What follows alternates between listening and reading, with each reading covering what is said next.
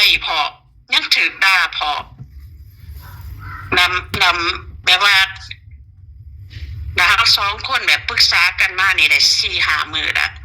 ล้วก็เลยตกลงว่าบ่เฮ็ดเพราะของความมันสิซ้ำนั่นก็ปล่อยมันซ้ำนั่นแหละ FC ของแต่ผู้ใดอยากส่งเงินไปเฮ็ดก็โอเคบ่เป็นหยังเฮ็ดต่อได้แต่คันอยากไปเอาทีมงานตัวใดมาเฮ็ดก็เฮ็ดได้คันอยากเอาทีมงานเบาโอลี่ก็ติดต่อหาเขาเจ้าได้แต่แม่กับเอื้อยหันถอยออกแล้วบ่เฮ็ดเลยแต่ของที่ว่าเฮาซื้อไปนี่สิให้โอลี่นี่เอาไปเฮ็ดงานประแก้วต่อให้พากันไปตั้งเสาอยู่งานประแก้วแล้วแค่เฮ็ดงานประแก้วก็คือตัวใดที่เฮายังบ่ได้เก็บขึ้นตอกหรือว่าตัวใดที่เฮายังบ่ได้ใช้เนาะก็คือว่าให้เอื้อยนี่ให้ไปดำเนินการเฮือนปลาแก้วต่อแม่นบ่แม่นตัวใดที่เฮ็ดแล้วไปแล้วมันเอาไปเนาะแม่นเพราะว่าจังได๋ก็เงินของเอื้อยกับเงินของแม่ซื้อเบิดซุแนวของหันบ่แม่นของ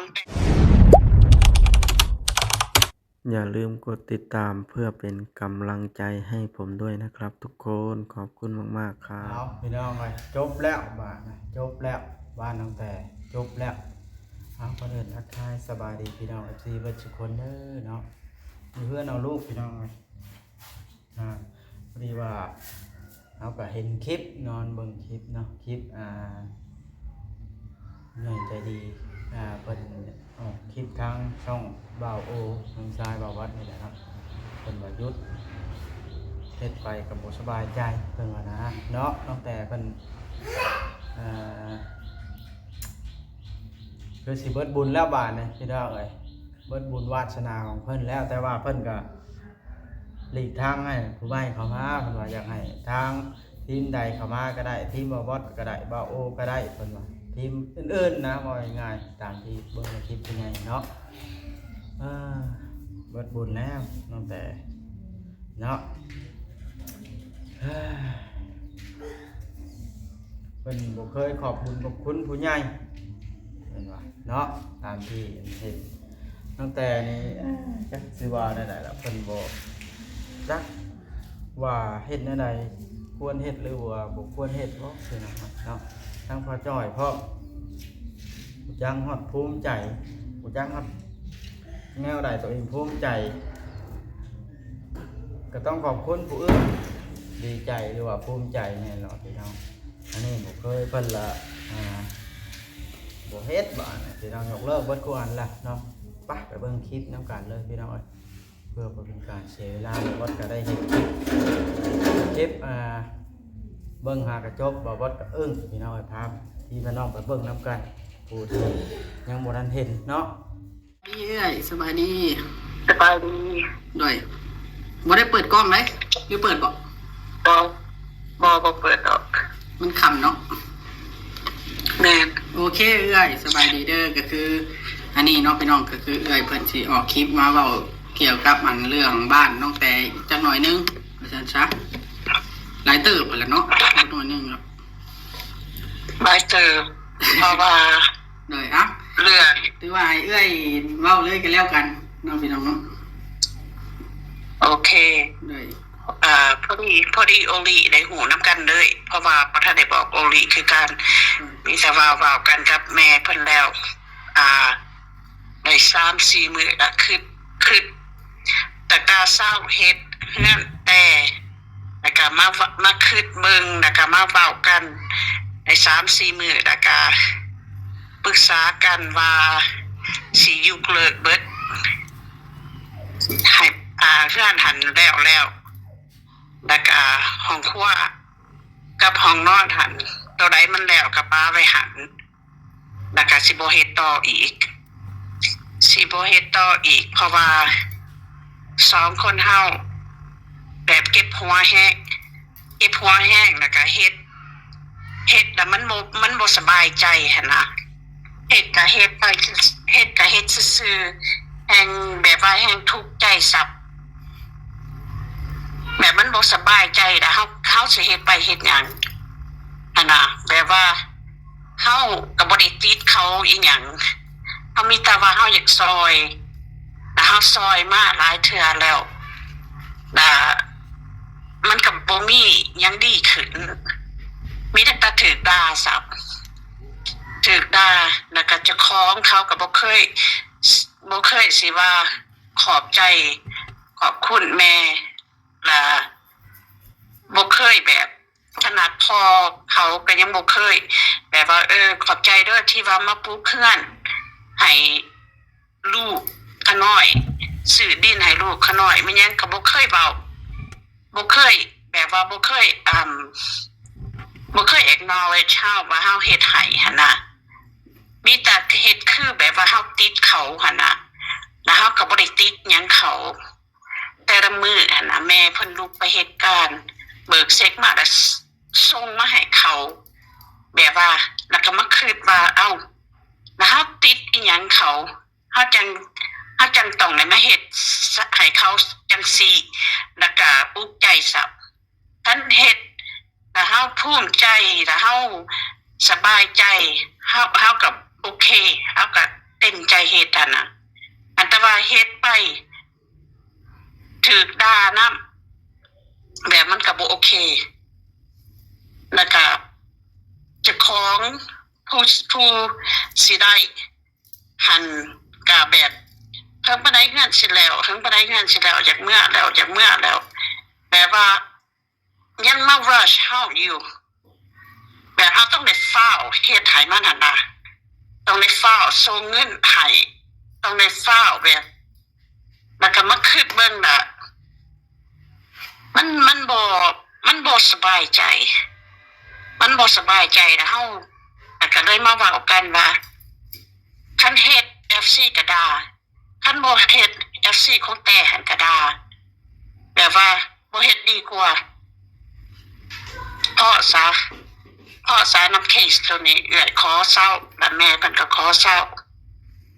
ถือว่าเป็นเพราะว่าจังได๋การตัดสินใจของเอื้อยกับแม่เฮาก็เคารพในการตัดสินใจของเอื้อยกับแม่เด้ออันนี้ก็คือสาเหตุหลักๆที่เฮ็ดให้เอื้อยกับแม่นี่ถอดใจเนาะก็คือเป็นนำแบบว่าผู้เกี่ยวเองก็คือเจ้าของเฮือนน่ะบ่เคยแบบว่าสิ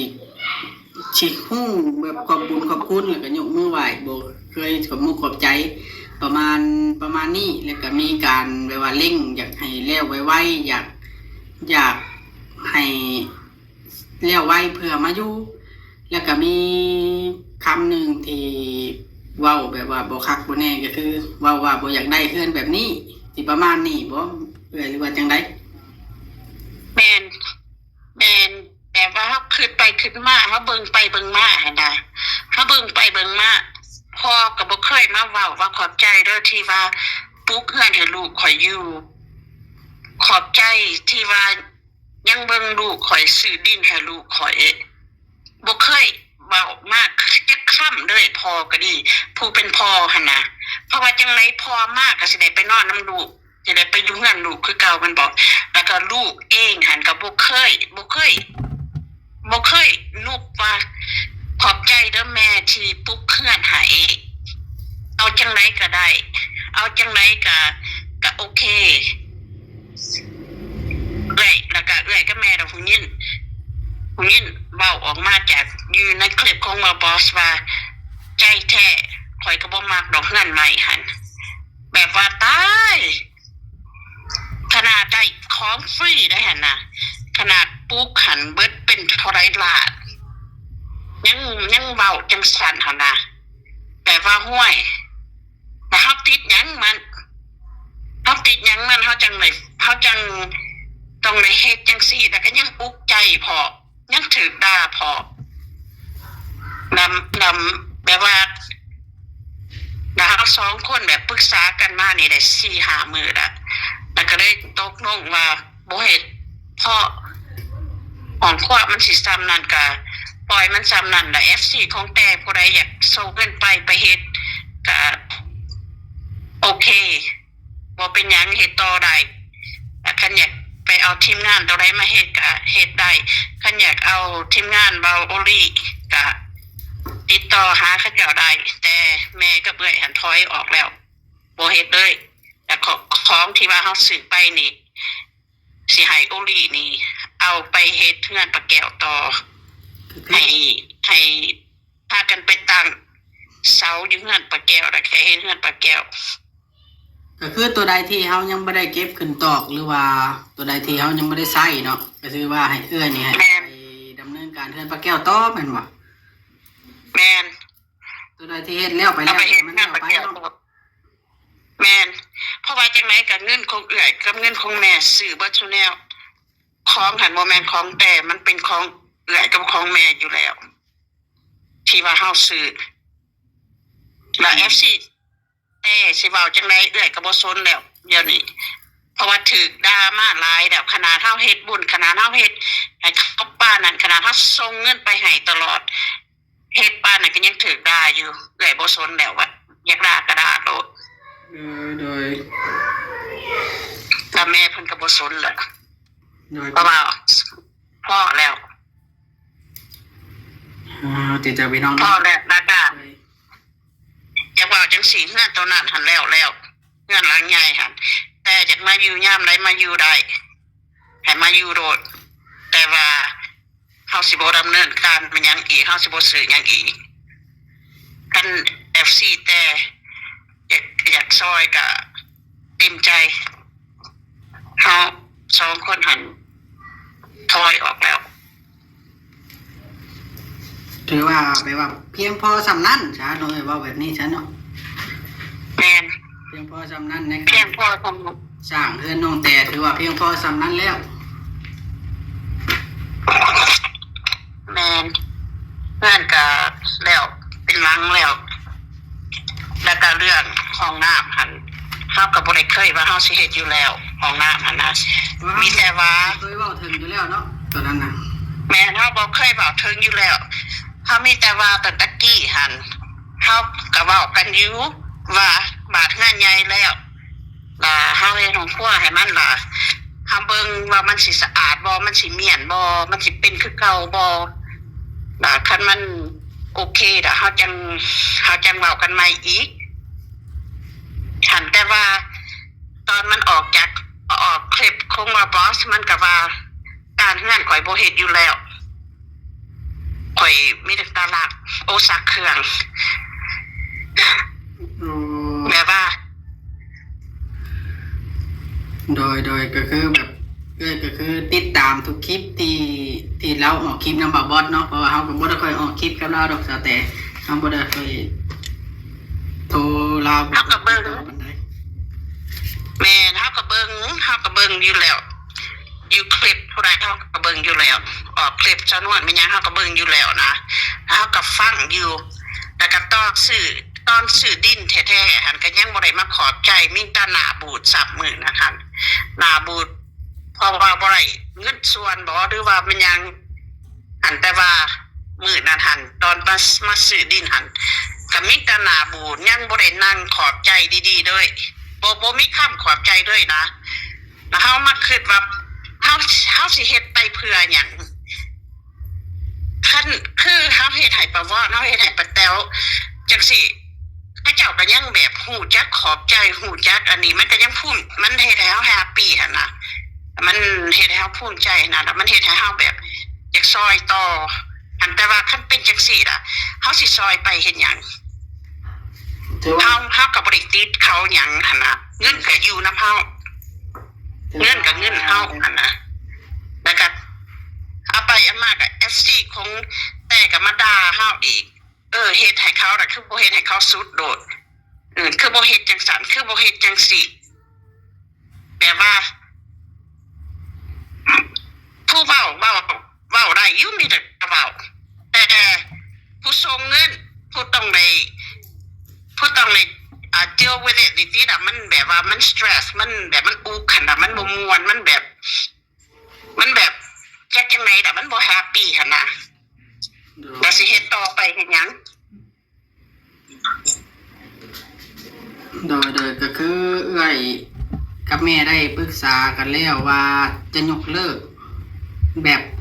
ถาวรเฮ็ดเฮือนน้องแต่ถือว่าได้ซำใดก็ได้ซำนั้น เบิดเท่านั้น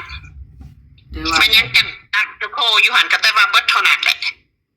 โดย สิ่งใดที่เฮ็ดไปแล้วก็คือเฮาขึ้นโครงขึ้นครัวขึ้นหยังแล้วก็มีแต่ว่าแล้วชำนาญเฮาสิบ่ได้ สำนัก นี่ก็ถ้าสมมุติว่าน้องแต่อยากกลับมาอยู่ก็แล้วแต่น้องแต่เพราะว่าเฮือนหลังนั้นมันเป็นเฮือนเราแล้วก็ให้เรามาอยู่โลด แม่น หรือว่าเรา แม่น เรามีเงินมีคำมาเฮ็ดต่อก็แล้วแต่เราหรือว่าสิมี แม่น ผู้รักผู้ใหญ่ท่านอื่นเนาะเพิ่นเมตตาสงสารแล้วก็แล้วแต่เพิ่น แม่นขนาดกับพ่อแม่มามื้อนั้นนะยังบ่ขอบใจจักคำพอก็ดีเอาไปมาแห้งมาเฮ็ดใส่สับแต่ว่าเอื้อยกับแม่แบบ เบื่อไปแล้วนำครอบครัวตัวนี้ แต่ว่าซอยก็บ่ขึ้นซอยก็คือเก่าซอยมานี่หลายปีแล้วก็คือเก่าคือเฮือนตัวเก่าเป็นบ่แม่เพิ่นซื้อดินให้แล้วแล้วแม่เพิ่นปลูกเฮือนให้แล้วแล้วก็ซื้อของเขาเฮือนเป็นถ้วยเป็นบวงเป็นผ้าห่มเป็นหมอนเป็นเบิดซุแนวเป็นเบิดเท่าไหร่ล้านของน่ะมันไปใส่เบิดเป็นหมอเป็นแหกเป็นซ้ำเป็นหยังเบิดซุแนวให้มันไปใส่เบิดมาขึ้นมาอันเฮือนตัวนี้ต้องแบบ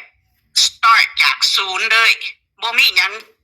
บวงใบหนึงก็ยังบ่มีมันไปใส่เบิดคือบ่เก็บไว้แน่คือบ่รักษาไว้ในของที่ว่าเพิ่นซื้อให้หั่นน่ะตู้เครื่อง2อันแม่เพิ่นซื้อให้มันไปใส่เบิดแบบของที่ว่าแม่เพิ่นซื้อให้หันคือแบบว่าบ่มีหยังเลยแล้วก็มาเริ่มศูนย์อีกคันแม่นว่าลูกเข้าก็ยังว่าจังได๋ครับก็จะต้องได้งุ่มมันอยู่แล้วเป็นบ่อันนี้ลูกก็บ่แม่นพี่น้องก็บ่แม่น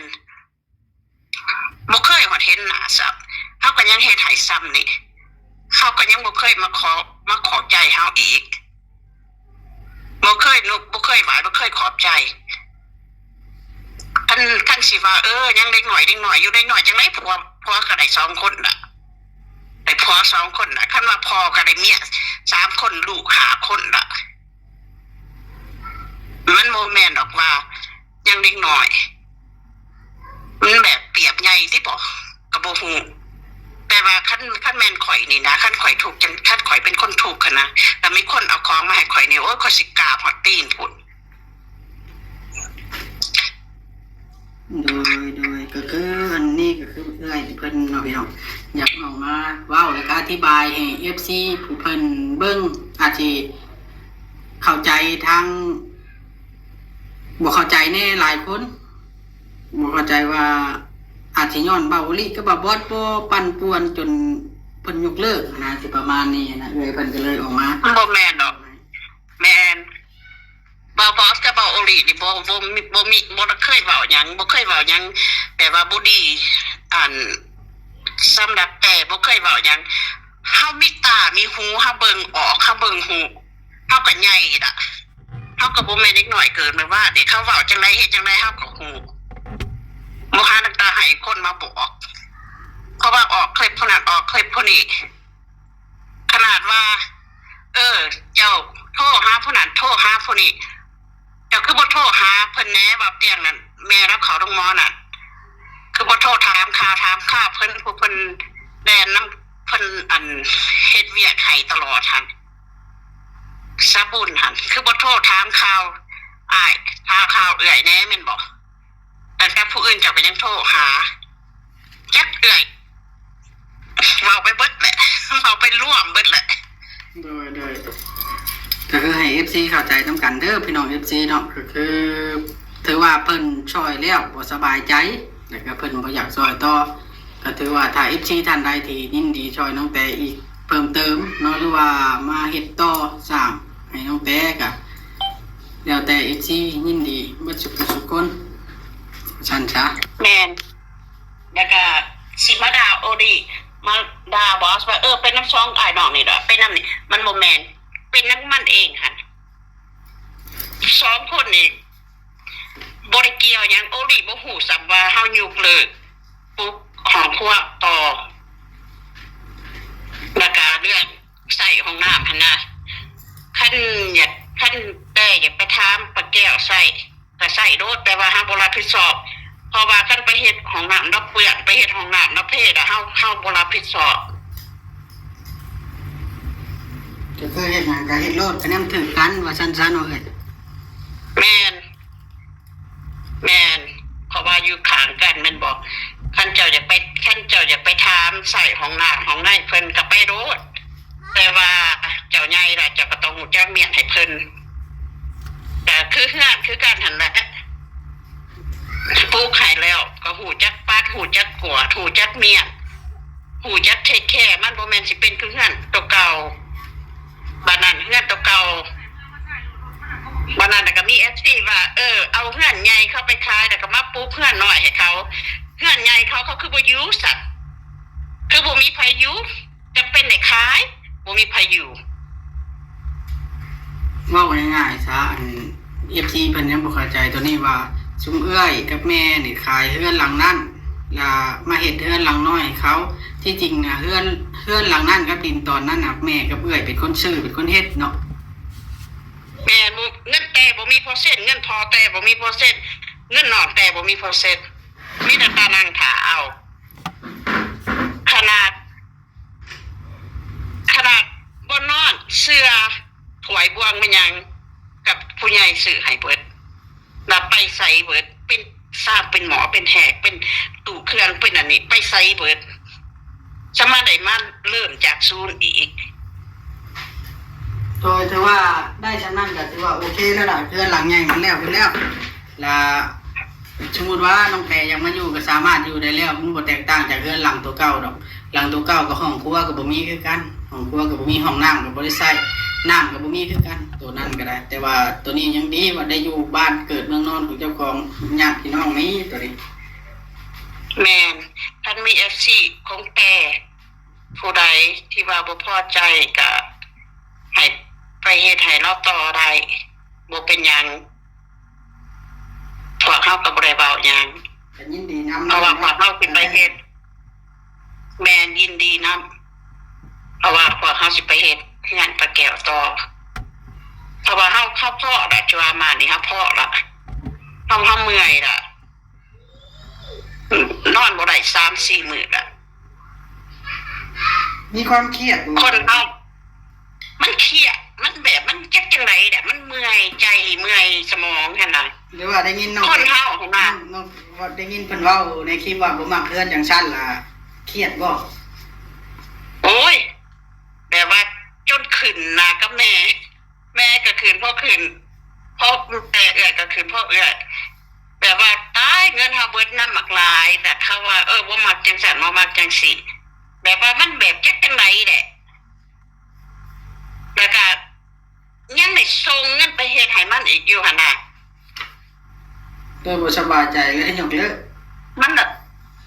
แม่นบ่สบายใจคันบ่สบายใจแต่จักสิไปเฮ็ดต่อเฮ็ดหยังคือไปขึ้นมาแต่บ่สบายใจจักสิไปเฮ็ดต่อเฮ็ดหยัง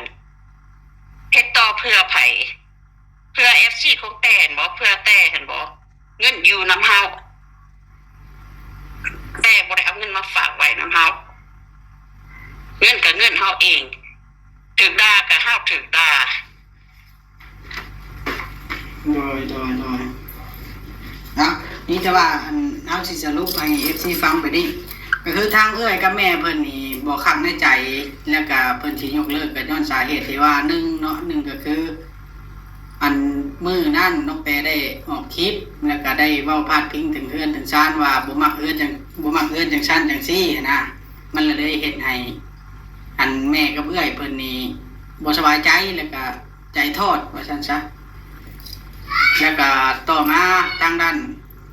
น้องแต่หรือว่าเจ้าของเฮือนนี่เพิ่นบ่เคยแบบว่าขอบคุณผู้รักผู้ใหญ่เลยก็สิว่าถ้าให้จังแต่ยูทูบเบอร์บอกก็จักสิบอกจังได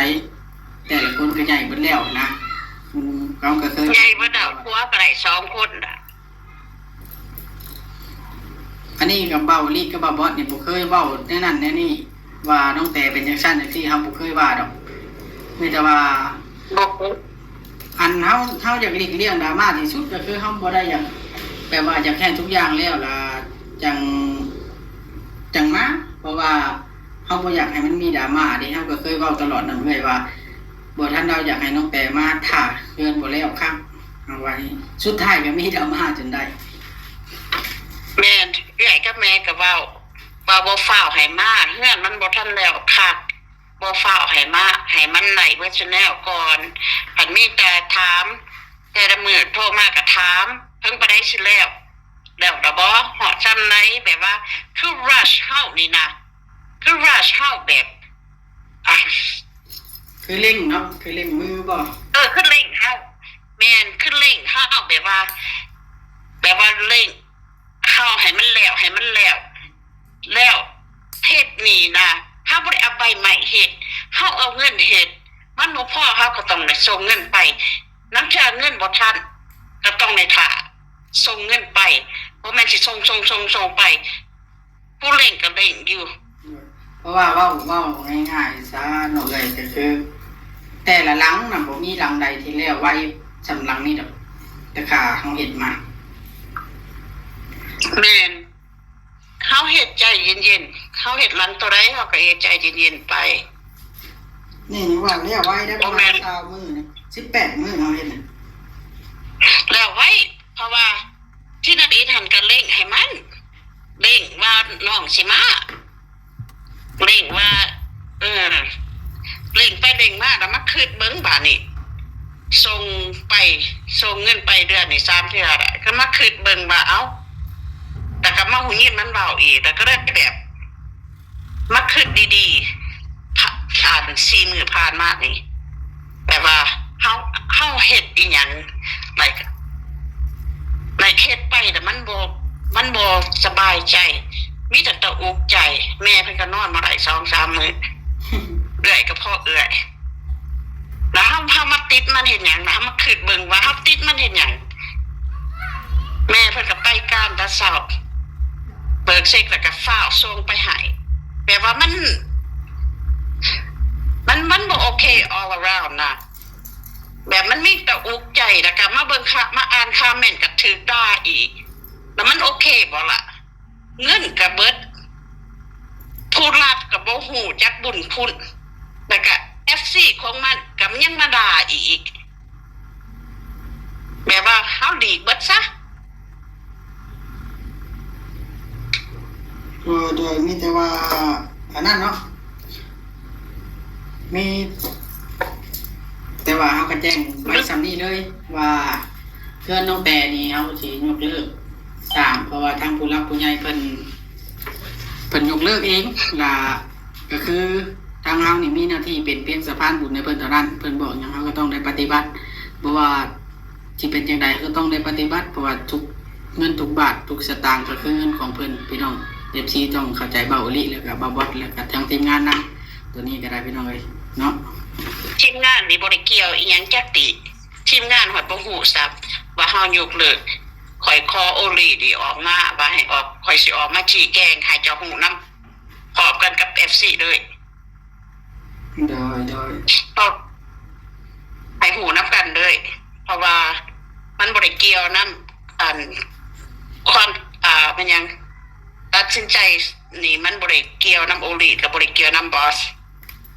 เอื้อยกับแม่ตัดสินใจเองเพราะว่าเฮาก็บ่แม่นเด็กน้อยเฮาเบิ่งคลิปตัวใดเฮาก็ฮู้ล่ะเฮาก็ฮู้ว่าเขาเป็นคนจังไดเฮาก็ให้โอกาสเขามานี่ด้นน่ะแต่มันยังมันก็บ่มีหยังเปลี่ยน เอาอันนั้นอยู่เฮาพยายามบอกเราอยู่แต่เก่ากับพยายามบ่ให้ออกคลิปกับไผเด้อเฮาบอกมันเว้ามาแล้วมันสิบ่คักบ่แน่เว้าหยังเว้าโคมไป14-15แม่นแล้วก็เขาก็อ่านคอมเมนต์อยู่เขาก็ว่าเขาอ่านคอมเมนต์อยู่แต่เห็นอยู่ว่า FC เพิ่นเว้าหยังแน่ผู้เพิ่นเว้าดีผู้เพิ่นสร้างสอนผู้เพิ่นสอนหันเพิ่นก็สอนแต่ดีๆก็คือบ่เห็นเฮ็ดคือเพิ่นล่ะเพิ่นก็เว้าอยู่คันเพิ่นว่าให้เจ้าเมียนเฮือนเมียนซ่านเด้อให้เจ้าเป็นคนสะอาดจังซั่นก็คันจะออกมาเว้าเจ้าก็เว้าโดยเขาน้อยเขางานตัวนี้เขาน้อยสิเมียนเฮือนเมียนซ่านจังซั่นจังซี่ก็คือบ่เคยเห็นเว้าเพิ่นว่าให้เจ้าขอบใจอันผู้ใหญ่ใจดีแน่ก็คือบ่เคยเห็นขอบใจเพิ่นก็บอกแต่ของดีๆผู้เพิ่นบอก FC ผู้เพิ่นดีเพิ่นก็ดีๆเพิ่นก็แนะนำมีแต่ของดีๆ โดย ผู้เพันดาหั่นเพิ่นมีแต่อยากด่าซื่อๆดอกเพิ่นบ่มีเหตุผลหยังเพิ่นอยากด่าซื่อ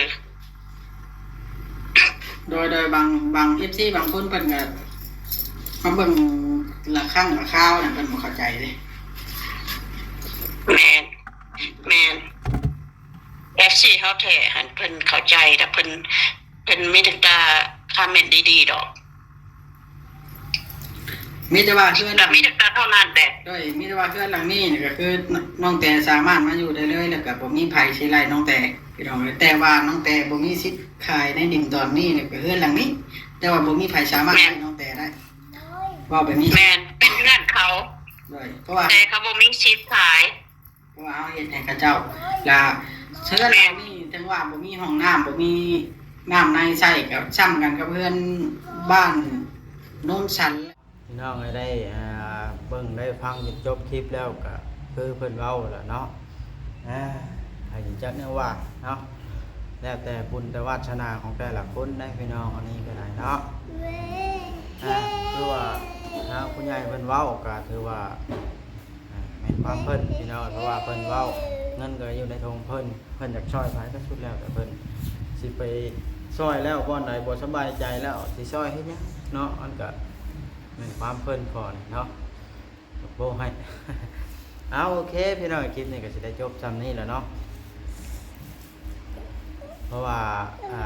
เกิดว่าท่านใดยังอยากชดช่วยทางน้องแต่ก็ชดช่วยเข้ามาได้คือเก่าเด้อพี่น้องเนาะถ้าอยากต่อเติมอยากเฮ็ดก็เนาะเพราะว่าจบแล้ว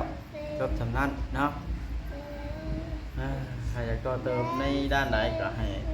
คือว่าคือผู้ใหญ่เพิ่นเว้าแล้วจะให้ทางช่องใดเข้ามาเฮ็ดต่อเติมก็แล้วแต่พี่น้องเพิ่นบ่ได้ขัดขวางเนาะเอาบ้านคลิปนี้สิได้จบซ้ำนี้แหล้วเนาะได้เบิ่งได้เห็นนํกันแล้วก็สบายดีเราเบิ่งเราชมตอนต่อไปสิเป็นจังใดก็ได้พี่น้องบ๊ายบายเด้อ